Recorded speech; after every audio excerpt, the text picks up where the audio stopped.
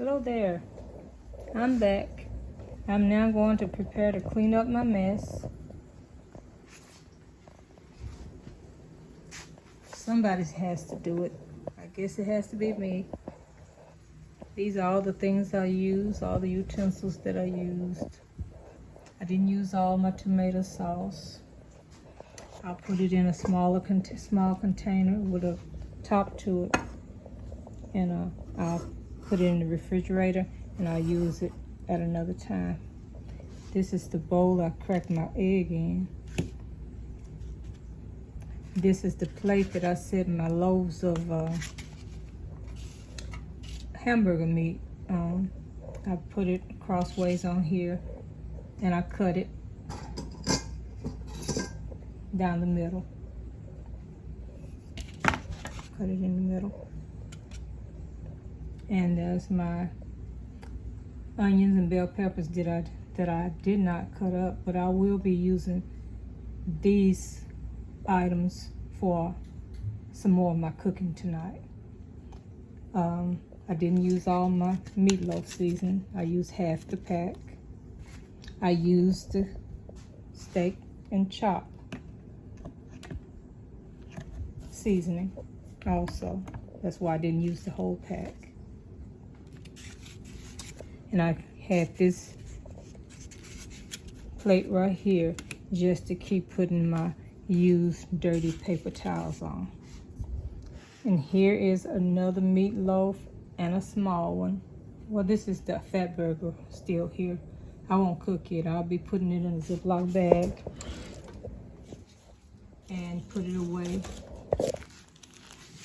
I'll put it away in the freezer for another time. So this hamburger here is waiting to go in the oven.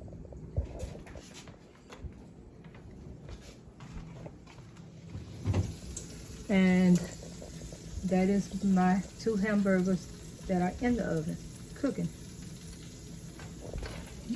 They're on that rack.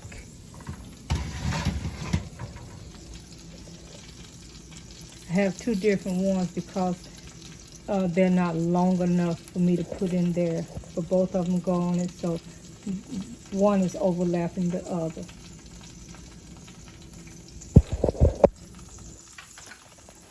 See?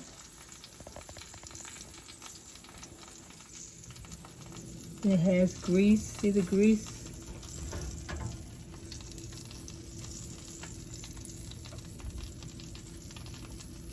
And I don't want that the meatloaf sitting in that grease, because it just accumulates back into the hamburger. And I don't want a too greasy hamburger.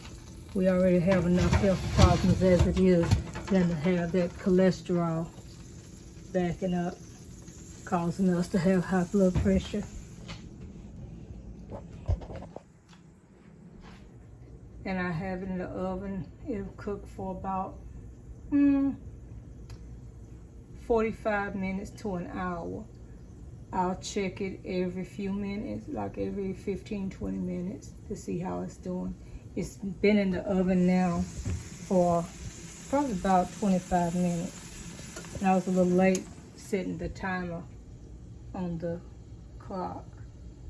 So it's in there cooking, and I'll be moving to my next job, which will be the macaroni and cheese. These are the ingredients of that. I just put my sliced cheese and my Velveeta shredded cheese. I just put it back in the refrigerator, but I'll get it out. And the meal will be meatloaf, mac and cheese, steamed baked potatoes. I have to wash these potatoes off and grease them up to bake them. I grease them with my olive oil, or you can use butter. Sliced butter, put it on one of your margarine packs. When this is empty, put a slice of margarine on the pack inside it and rub it around each one of your potatoes. And then once you done that, you take a knife or a fork. Well, take a knife because it makes bigger holes or bigger slices, and poke holes in it all over it, and it helps the potato be able to breathe, and you won't have a little shriveled up, dried out potato. It'll be moist and tender. And that's the trick. Use this butter, or you could use the extra light olive oil, or any kind of olive oil. Just make sure you put it all around the potato. All around the potato. And then take a knife. I usually use a steak knife, and I just poke holes all in the potato, all over it, side, up, down. And then most people, sometimes when they do a baked potato, they may take a slice, but they'll take a knife and slice it in the middle, halfway through, and then on the other side, right on top of the other slice, acrossways, the same way. Now some people make potatoes like that. They bake the potato like that. But I kill it. I stab it all over. And it makes up a very tender baked potato. And I call them steamed baked potatoes. Okay? So these are my departments. Macaroni and cheese department, steamed baked potato department, and my hot water cornbread department. And these are the things I have left to do.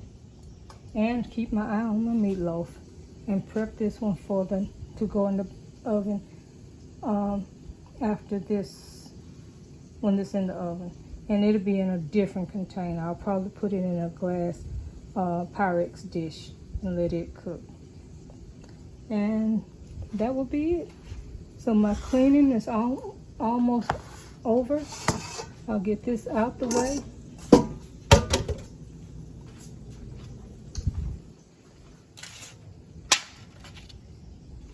And start my next shift.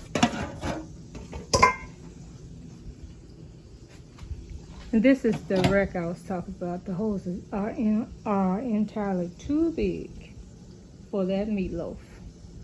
So I'm going to retire it. Save it for a turkey or a ham. Alrighty. And I think we'll sign off again. Let's see the meatloaf. There we go again. Oh, it's doing real good. Now the outside is browning, but we also know the inside is just this pink. And that is not good. It's not healthy. It's full of blood. So we will close it back up, and we'll give it more time in the oven. Okay, ladies and gents, press that button, subscribe to see more of Valerie's Kitchen Cooking, and we will talk soon. Have a good day, have a good week, have a good night. Ciao.